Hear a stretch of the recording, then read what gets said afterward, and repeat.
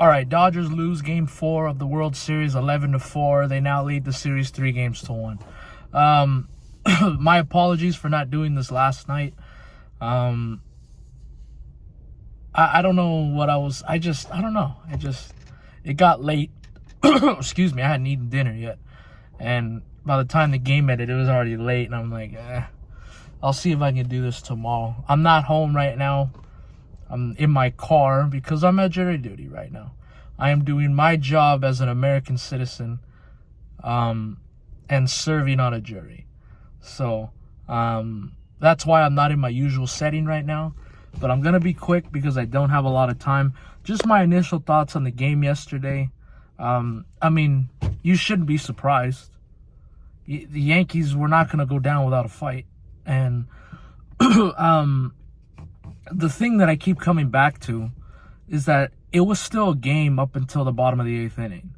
Going into the 8th inning, the score was 6-4 Yankees, and that's with the Dodgers using 2 rookie pitchers, Ben Caparis, and who's actually not that bad, and Brent Honeywell, who completely gave the game away yesterday. But obviously the game changed when Volpe hit the grand slam.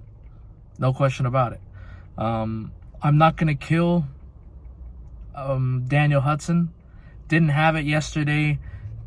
Of all people, he struck out Juan Soto, walked a couple guys, was able to get Rizzo, and then first pitch slider down, Volpe was able to go down and get it and hit it out for a grand slam, and that changed the game.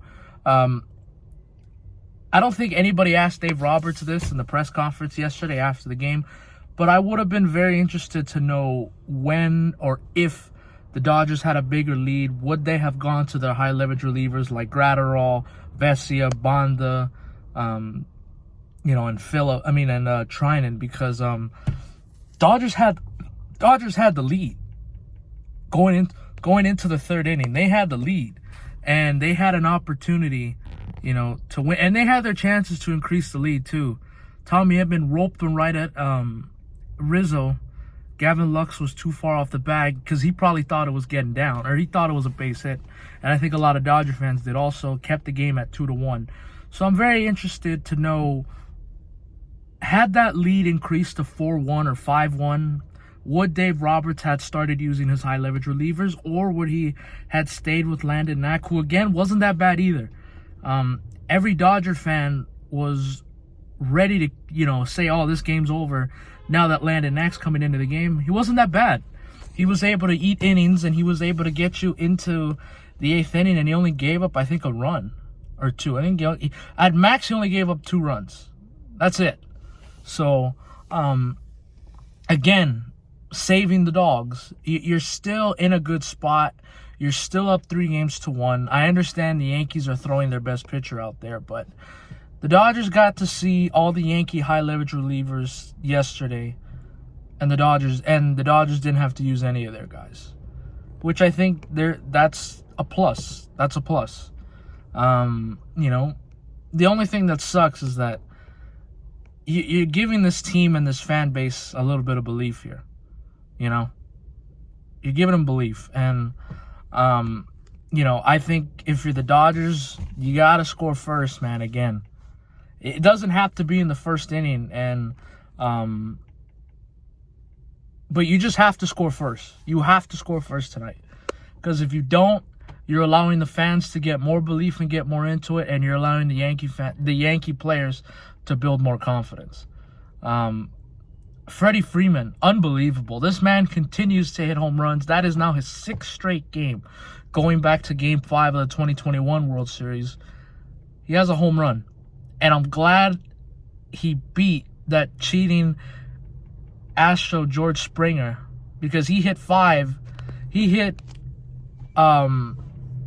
broke the record 2017 and 2019, but of course we all know the 2017 stuff. So I'm glad that Freddie Freeman was able to not only tie his record but break that record, and now he holds the most consecutive games with a home run in the World Series with 6. Hopefully he can do it again today, but I need some of these other guys to step up too. I know Ohtani's dealing with a bad shoulder, but he hasn't had a great series. Muncy just looks lost out there at the plate. These other guys got to start picking up the slack a little bit, man. You know, the thing that is so glaring, and it hasn't been as glaring because the Dodgers are still up 3-1 in this series. They haven't hit the ball that great this series either. They really haven't. Oh, excuse me. Phone's dropping here. They haven't hit the ball that well in this series, but they've gotten enough offense and they've gotten great pitching to win 3 out of 4 games so far. It's a rematch of Game 1, Jack Flaherty versus Garrett Cole. Again, you got to score first. You got to score first, man. You got to take that Yankee crowd out of it, and you got to make them, leave in doubt. I think it happened yesterday, but the Dodgers couldn't, build off of it, and they couldn't get Luis Gil out of that game earlier. They got him out. I think he was able to get into the 5th inning, which, from the beginning it didn't look like that was going to be the case. But Dodgers are still in a good spot. They're still in a good spot. Now, if they lose tonight, and Judge is hitting, Giancarlo gets a couple hits, then I'll start being a little worried coming back. And, there's Dodger fans, after they went up 3-0, it's like, well, let's lose the next 2 games and win at home. It's like, why would you want to do that? It's like, there's no guarantee that you win at home either.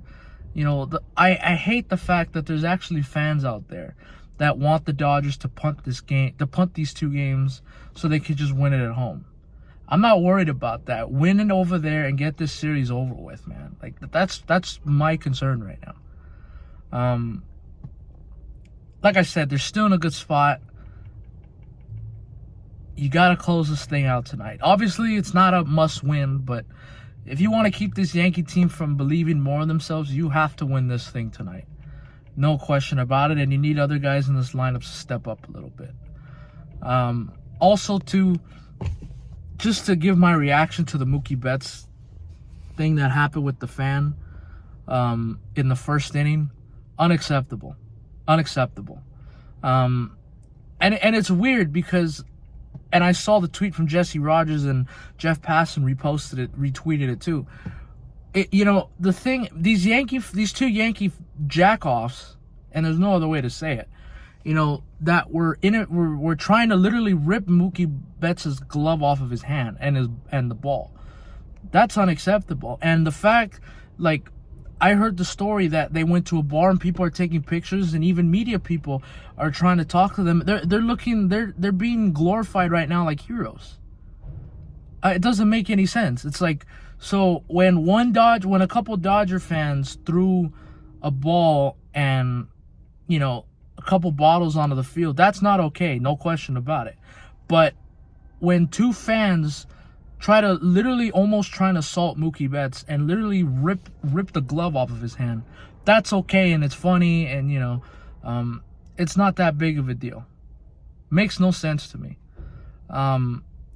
Luckily, Major League Baseball has asked the Yankees to not allow those 2 fans in, because as of up until an hour ago, those fans were allowed to come back in for today. I believe they have season tickets. I don't know if that's confirmed or not. But totally unacceptable.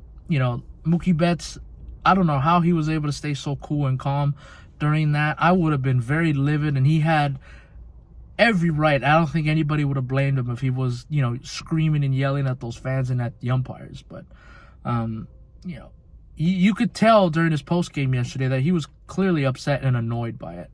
And, the media tried to bait him into saying something to get on the papers and stuff, and luckily didn't fall for that. So Dodgers got to get it today. There's no way around it. I mean, you have Yankee fans and probably some guys in that clubhouse that believe, and you've got to rip that out today. It looked like it was going to be yesterday because they grabbed the early 2-0 lead, and they had opportunities to increase that lead, and I thought, oh my goodness, the Yankees are not going to go down without a fight. But up until the 8th inning, it was still a close game. Brett Honeywell, who has done a good job of keeping Dodgers in this game, did not last night. But again, I don't blame him. It's like, it's fine. Save the dogs, as that's kind of been the motto for guys like Ben Caparis and Brent Honeywell who are in these situations. Save the dogs. So you hit off of a rookie pitcher. You know, let's relax a little bit. Show it to me again, Yankees. Show it to me again. But we'll see how it goes. I think that's going to be it for this Game 4 little mini reaction. Like I said, I'm sorry I'm not in my usual place with my usual background and everything, but kind of busy right now. Kind of busy. All right, well, I'll see you tonight. Hopefully it's after a Dodger win and we can celebrate a world championship. See you after Game 5. Adios.